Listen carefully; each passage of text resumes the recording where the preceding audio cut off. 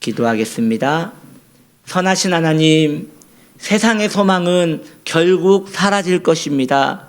모두 사라지고 이제 남는 것은 우리 주님과 우리와의 사랑의 관계밖에 남지 않음을 압니다.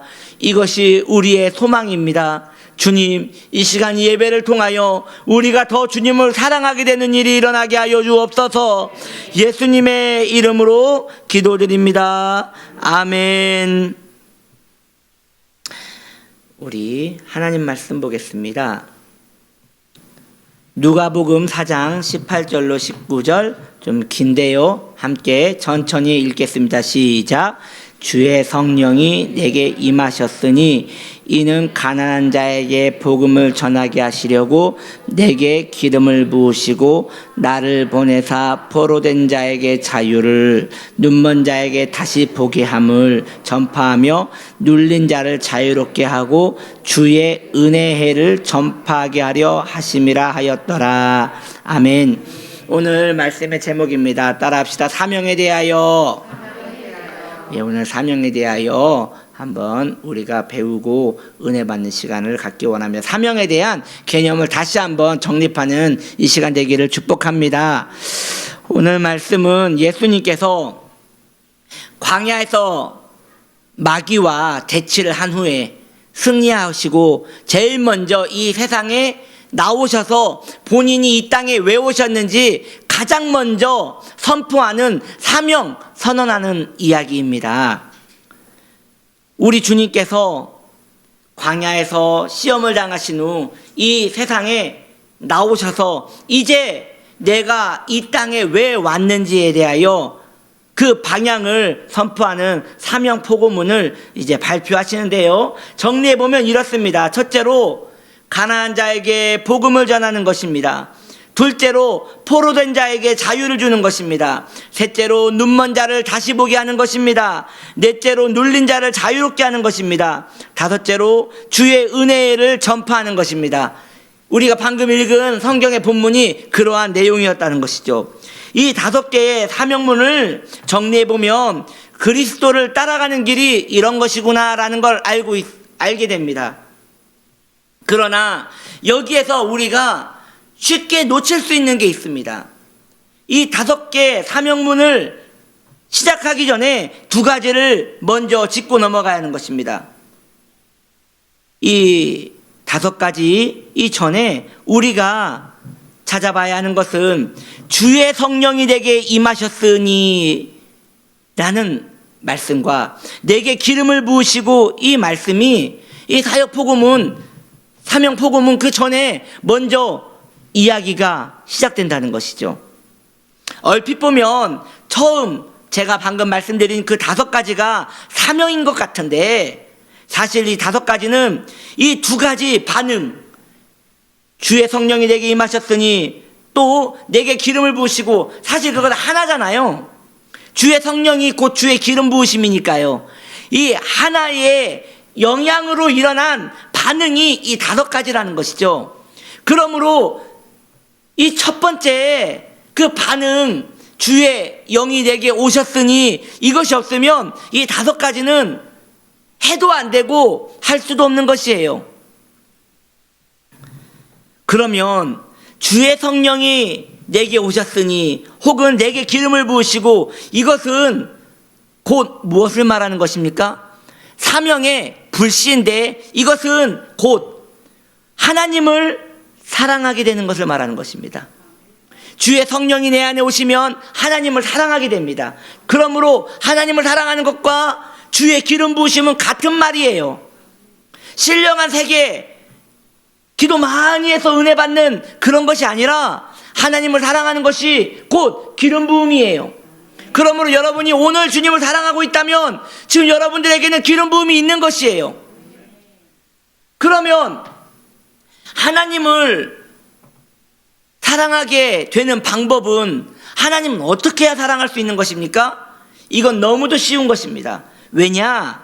하나님을 알려고 하는 모든 성도의 모든 그 의지는 모두 하나님을 사랑하게 되는 계기가 되는 것입니다. 하나님을 사랑하는 방법을 알고 싶습니까?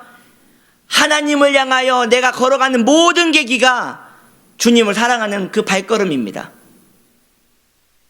예를 든다면 여러분이 설교를 들으실 때 하나님을 사랑하시기 위하여 설교를 들으셨다면 이것이 곧 하나님을 사랑하게 되는 방법인 것입니다. 즉 하나님을 사랑하기 위하여 무엇인가를 해야 하는 것이 아니라 하나님을 사랑함으로 무엇인가를 하게 된 것, 이것이 하나님을 사랑하게 되는 방법이라는 것이죠. 그렇다면 좀 더 들어가 볼까요? 어떻게 해야 하나님을 사랑하게 될까요? 이 질문은 오류가 있습니다. 잘못된 질문이에요.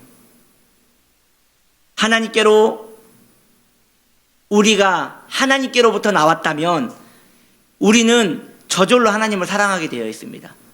그러니까 성도에게 하나님을 사랑하게 되는 방법을 알려드리겠습니다. 그 말 자체가 웃긴 거예요. 잘못된 거예요.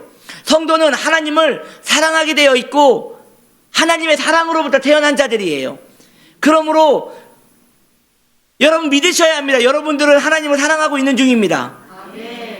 못 믿으시겠지만 여러분 믿으셔야 합니다. 여러분들은 지금 차이는 있겠지만 모두 하나님을 사랑하고 계십니다. 하나님은 빛이시기에 빛의 자녀인 성도는 빛의 근원이신 하나님을 사랑하게 되어 있습니다. 하나님은 사랑이시기에 그리스도의 사랑 안에 태어난 모든 자들은 하나님의 사랑에 목이 말라져 있는 상태입니다. 성도는 하나님을 사랑하는 것이 매우 당연한 것이지요. 그런데 여기에서 우리 안에 불편한 것이 있지요. 나는 왜 하나님을 사랑하는데 이렇게 조금 사랑하는 것인가? 하나님을 사랑하는 것에 대하여 이의는 없는데 너무 하나님에 대한 나의 사랑이 너무 적구나, 이런 마음이 우리 안에 불편하게 있지 않습니까? 하나님을 어쩌다 보니 사랑하기는 사랑하는데 무엇인가 좀 형식적으로 사랑하는 것 같은 그런 느낌 말입니다. 그 이유는 하나님 아닌 것에 너무 마음이 빼앗겼기 때문에 하나님으로 인한 그 사랑이 우리 안에 채워지지 않고 하나님을 향한 내 마음이 더 불타오르지 않는 것입니다. 그 초콜릿 복근이라고 하죠. 이 복직근이라고 하는데, 제가 그 좋아하는 목사님 중에 우리 신한선 목사님이라고 있어요. 친구 목사님이신데, 그 신한선 목사님께서 체대 나오셨거든요. 그래서 그분은 이렇게 교육자님들을 막 운동을 시키는 사명이 있으셔요. 그래서 틈만 나면 이게 교육자님들 그 교구, 하여간 우리 신한선 목사님과 같은 교구가 되면 그렇게 운동을 시키세요. 그런데 목사님께서 그런 얘기를 하시더라고요.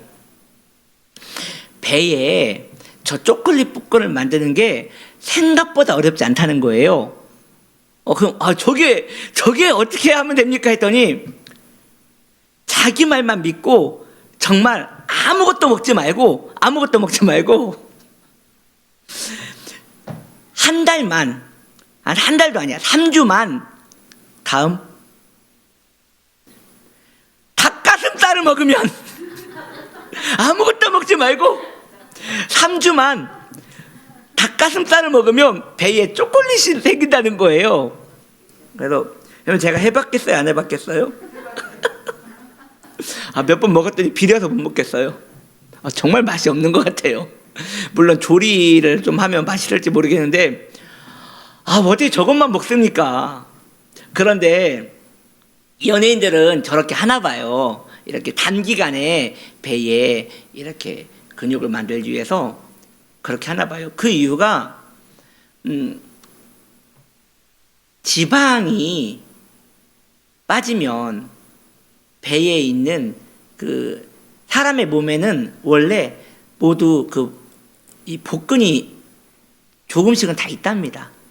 그래서 이 지방이 빠지면 그게 드러나는 거래요. 만들어지는 게 아니라 원래 있는 것이 드러나는 거래요. 우리가 세상 사랑이라는 그 지방이 좀 빠지면요, 초콜릿 신앙이 됩니다. 초콜릿 볶은 신앙이 됩니다. 우리에게 그런 은혜가 있기를 바랍니다. 우리가 주님을 더 많이 사랑하는 것이 아니라 세상을 덜 사랑하면 우리 안에 있는 그 초콜릿 볶음이 이렇게 우욱하고 올라온다는 것이죠. 닭가슴살은 먹지 마십시오. 주님 살아가는 데에 더 마음을 쓰시는 여러분, 저와 여러분에게 축복합니다. 성도가 하나님을 바라보는 시간을 더 가지는 만큼 다시 성도는 하나님과의 사랑을 틀림없이 회복하게 될 것입니다. 반대로 하나님을 사랑한다 고백하면서도 하나님과 함께 있는 시간을 우리가 더디 가진다면 그 사랑은 회복이 더딘 것이에요. 그렇다면 주님과 함께 있다는 것은 무엇을 말하는 것입니까? 바로 십자가에 달리신 예수 그리스도께 내 마음이 집중되는 것을 말하는 것입니다. 우리의 삶의 고민이 왜 주님께서 날 위하여 죽으셔야 했는가? 왜 주님께서 날 이처럼 사랑하시는가? 왜 주님이 나 위하여 부활하셔야 했는가? 이처럼 우리 주님에 대한 관심을 가지는 것은 성도의 영적 생활에 굉장히 큰 도움이 되는 것입니다. 사랑하는 성도님들이여, 주님에 대하여 얼마나 궁금하십니까? 우리 주 예수님에 대하여 얼마나 궁금하십니까? 주님을 사랑하게 된다면 주님이 궁금해질 것입니다. 천국 왜 가고 싶습니까? 거기에 금은보화가 있고 거기에 고통이 없고 슬픔이 없어서 천국에 가고 싶은 것입니까? 참된 성도는 그러기 위하여 천국 가는 것이 아니라 내가 사모하는 주님을 드디어 배울 수 있다는 것이 좋아서 가는 것이고, 주님 마음을 그렇게 아프게 했던 죄를 더 이상 안 지어도 되니 좋아서 그 천국이 좋은 것입니다. 내가 요즘 가장 궁금한 것, 내가 가장 요즘 관심을 가지고 있는 것, 이것이 내가 제일 사랑하고 있는 겁니다.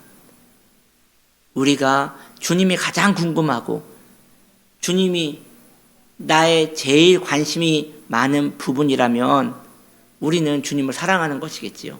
그런데 그것이 아닌 다른 것이 내 가장 큰 관심 분야라면 그것이 내 사랑인 것입니다. 이처럼 주님을 사랑하게 된다면 이제 성도는 주님이 하신 일을 함께 하게 될 것입니다. 즉 선한 일이 자신의 사명이 되는 것이죠. 정리할게요. 주님을 사랑하게 되면 제가 처음에 말했던 그 5가지 있잖아요. 그것이 되어지는 것이에요. 다시 말씀드릴게요. 이 5가지, 가난한 자를 꺼내주고 묶인 자를 풀어주고 포로된 자를 해방시켜주고, 이것이 먼저가 아니라 주님을 사랑하게 되면 그때부터 우리의 삶에 주님의 모습이 드러나는 것이죠. 그래서 베드로에게 우리 주님께서 말씀하십니다. 요한의 아들 시몬아, 넌 나를 사랑하느냐? 예, 내가 주님을 사랑하는 줄 주께서 하시나이다. 그랬더니 주님께서 그제서야 내 양을 치라 사명을 주십니다. 그러니까 양을 치는 것이 사명이 아니라 주님을 사랑하는 것이 사명인 것이에요. 그것이 먼저 되면 내 양을 치는 것은 저절로 되는 것이에요.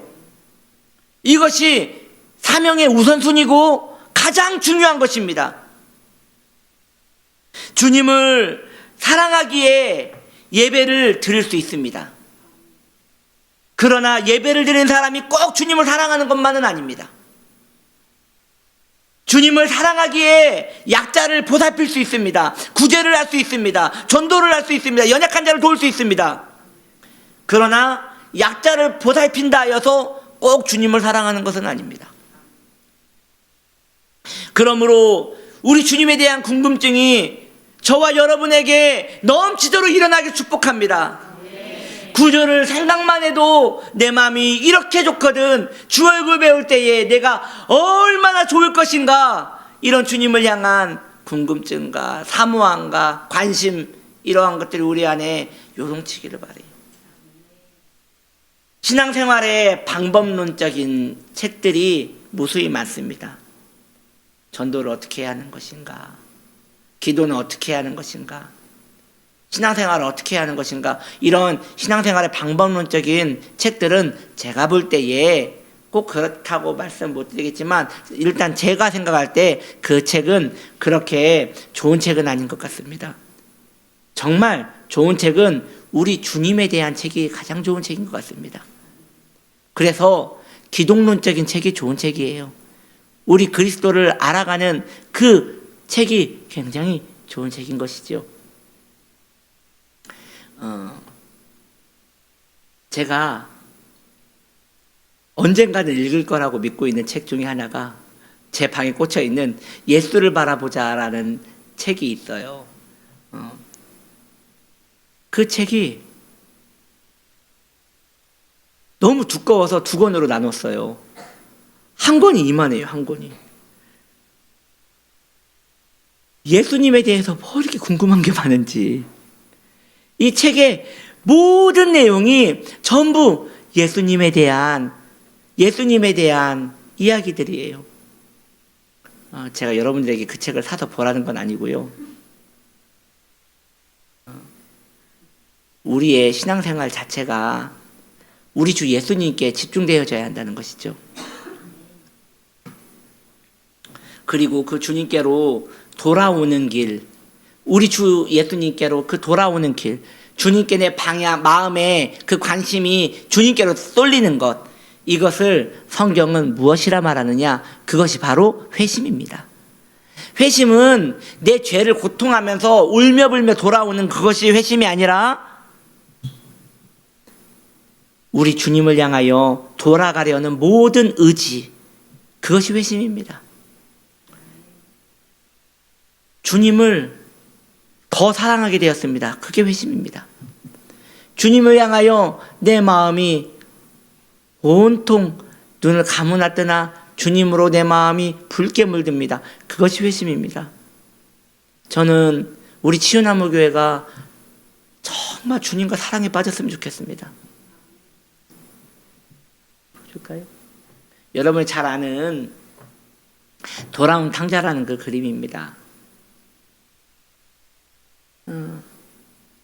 자, 여기에서 초점이 우리가 잘 알다시피 이 탕자가 정말 못할 짓을 했잖아요. 살아있는 아버지에게 괘씸하게 유산을 구하지를 않나. 그리고 그 돈을 가져가서 허랑방탕하게 쓰고 오지를 않나. 이랬단 말이죠. 그렇지만 여기서 핵심은 그 아들이 이제 내가 다시는 아버지에게 유산을 달라고 하지 않겠습니다. 이것이 핵심입니까? 내가 다시는 허랑방탕하게 돈을 쓰고 오지 않겠습니다. 이것이 핵심입니까? 아니죠. 여기서 핵심은 아버지께로 돌아가는 것이 핵심이죠. 아버지의 사랑을 알게 된 것이 핵심이죠. 아버지의 품에 안기는 게 핵심이죠. 이게 회심인 것이지요. 그러므로 사명은 주님과 사랑에 빠지는 것이고요. 주님과 사랑에 빠지지 못했던 자가 주님께로 돌아오는 것, 이것이 회심이고요. 기독교는 회심의 종교인 것이지요. 그 은혜가 우리 안에 충만하기를 바랍니다. 여러분, 그래서 드리는 말씀인데 너무 신앙에 열심 갖지 마세요. 위험합니다. 주님을 사랑하지 않고 일어나는 모든 신앙의 열심은 자기 독이 되고 의가 돼서 나중에 자기의 영혼을 파괴하게 될 것입니다. 주님을 사랑하는 데에 마음을 쓰십시오. 그 다음에 주님의 사랑에 못 이겨서 일어나는 그 행동이 전도가 되어야 하고, 그 행동이 봉사가 되어야 하고, 그 행동이 구제가 되어야 하는 것입니다. 그래서 치유나무 교회에서 그 치유는 병든 자가 고침을 받는 것이 치유가 아니고, 상처받는 자가 위로받는 게 치유가 아닙니다. 우리 치유나무 교회에서 이 치유는 주님을 사랑하게 되는 것이 치유입니다. 주님의 사랑에서 멀어졌던 자가 주님과 회심의 은혜로 주님과 사랑에 빠지는 것, 이것이 치유나무 교회에 나오는 그 치유인 것이죠. 치유받으시길 바랍니다. 기도하겠습니다. 주님, 우리를 치유하여 주옵소서. 주님과 사랑에 빠지게 하여 주옵소서. 주님과 더 깊은 은혜 속으로 우리를 인도하셔 주옵소서. 주님을 사랑하는 것이 사명입니다. 이 사명이 우리 안에 붉게 그 피로 물들게 하옵소서. 예수님의 이름으로 기도드립니다. 아멘.